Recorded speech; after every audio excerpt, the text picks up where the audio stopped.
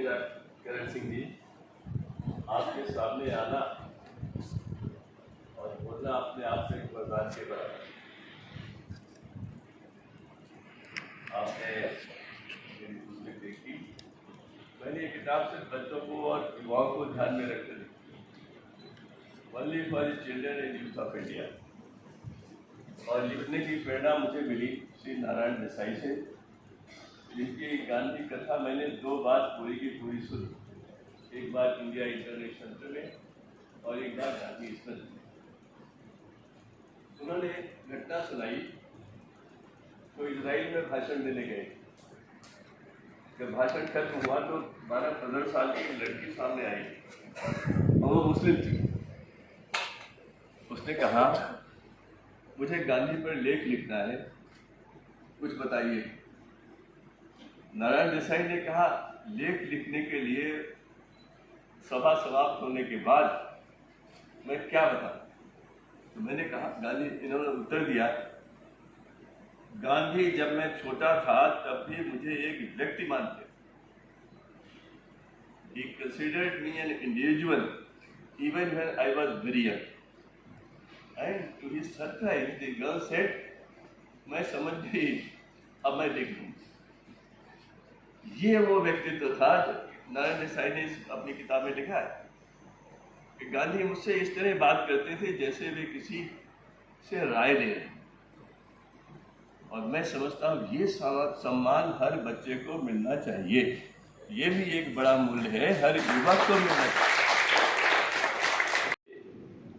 मानवता के समक्ष संकट खड़े हुए हैं, उनसे बचने का एक ही रास्ता है, वो है गांधी का रास्ता, रामकृष्ण परमहंस का रास्ता, अशोक का रास्ता। और इसके लिए क्या चाहिए? मैंने बच्चे नस्ल को पढ़ा था कि अगर विश्व केवल ज्ञान के पीछे भागता रहा तो वह अपने को समाप्त करेगा। Humanity will destroy itself if you are pursuing only knowledge, knowledge and knowledge.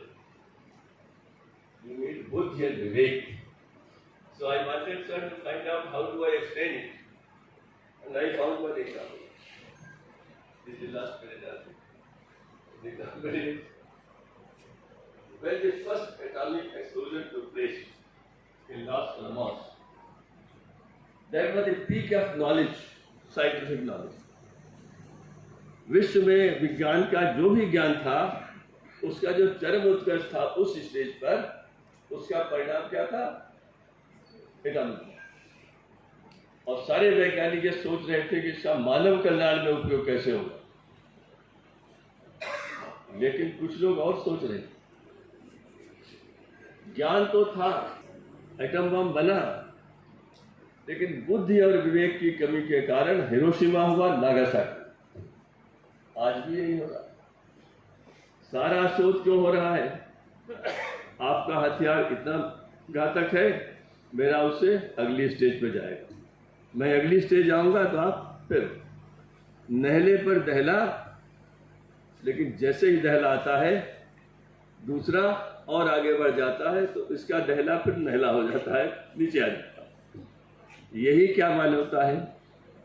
इसलिए शिक्षा को भी अब इस तरफ जाना पड़ेगा और भारत का जो ट्रेडिशन है उससे बहुत कुछ सीखना पड़ेगा। डॉक्टर करण सिंह जैसे लोगों को मुझे बहुत अच्छा लगा जब रमाशंकर सिंह जी ने कहा कि what is great about India and if you mention 3 things, one of that great is here.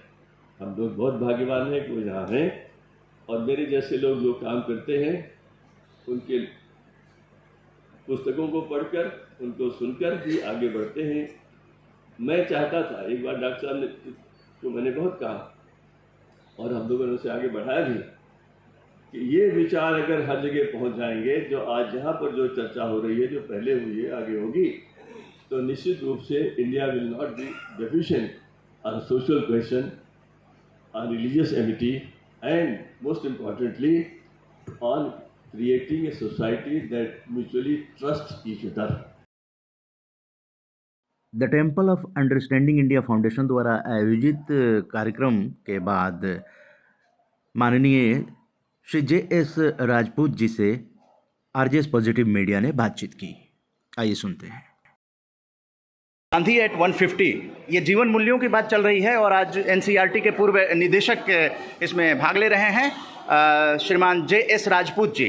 क्या कुछ कहना चाहेंगे गांधी एट 150 के अवसर पे? मैं ये कहना चाहूँगा कि गांधी को बहुत बीच में हमने बहुत भुलाया और हमारी जो स्थितियाँ बनी हैं सामाजिक सद्भाव की, पंथिक समरसता की, उनको सुदृढ़ करने का एक ही तरीका है, वो है गांधी। गांधी को हमें पुनः अपने विद्यार्थियों के पास ले जाना चाहिए, स्कूलों में, महाविद्यालयों में, विश्वविद्यालयों में, और बच्चों से संबंध स्थापित करना चाहिए, युवाओं से संबंध स्थापित करना चाहिए। और मैं आपको निश्चित रूप से बताता हूँ, अपने अनुभव से बताता हूँ कि उनका हर जगह पर जब उनकी चर्चा होती है गांधी की, तो बच्चे बड़े विस्मय भरे मन से उसको सुनते हैं, करते हैं और विचार करते हैं। जो प्रश्न पूछे जाते हैं उससे लगता है कि वे भी कितने चिंतित हैं। जो हमारी वर्तमान स्थितियाँ न देश की हों, विदेश की हों, हिंसा बढ़ी है, युद्ध बढ़ा है, अविश्वास बढ़ता है, तो इस सब को अगर समाधान करना है, अगर एक कोई रास्ता है, जैसे अडॉल्फ टॉयनबी ने बहुत पहले लिखा था कि अगर विश्व में पश्चिम सभ्यता से जो दुष्परिणाम हुए हैं उनसे बचना है तो एक ही तरीका है, वो तरीका है गांधी के मूल्यों को अपनाना, रामकृष्ण परमहंस के मूल्यों को अपनाना, और वही एक रास्ता है। इसलिए जहाँ पर भी गांधी के मूल्यों की चर्चा होती है, मुझे लगता है कि हम सही दिशा में कार्य कर रहे हैं। यहाँ पर भी यही हो रहा है और डॉक्टर करण सिंह के मार्गदर्शन में जो कार्य हो रहा है, क्योंकि मूल्यों के संबंध में उससे अधिक बड़ा विद्वान कोई इस देश में मुझे नहीं मिला अभी तक, तो उसे हमें आगे बढ़ाने के लिए जो काम हम ये संस्थाएँ कर रही हैं, टेम्पल ऑफ अंडरस्टैंडिंग कर रहा है और जिससे मैं भी जुड़ा हूँ, और मैं जानता हूँ कि भले ही अभी सब जगह ना पहुँचे हों, लेकिन हमें सारे देश में इसको पहुँचाना। जी हाँ, तो अभी आप श्री JS राजपूत जी को सुन रहे थे और गांधी को समझने का यही समय है, जगमोहन सिंह राजपूत जी। तो आपने ये किताब भी लिखी है और इस किताब के लिए भी हम लोगों की शुभकामनाएं हैं कि गांधी को। मैंने ये किताब मुख्य रूप से युवाओं को ध्यान में रखकर लिखी है कि गांधी के किन घटनाओं से, किन मूल्यों से, किन निर्णयों से देश का युवा प्रभावित होगा, वही इस पुस्तक का मुख्य आधार है।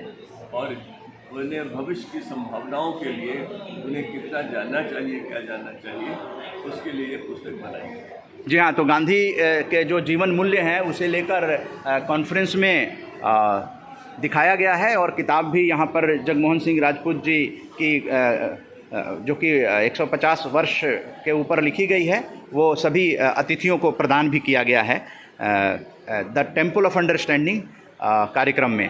तो JS राजपूत जी का RJS पॉजिटिव मीडिया की तरफ से हार्दिक धन्यवाद, शुभकामनाएं।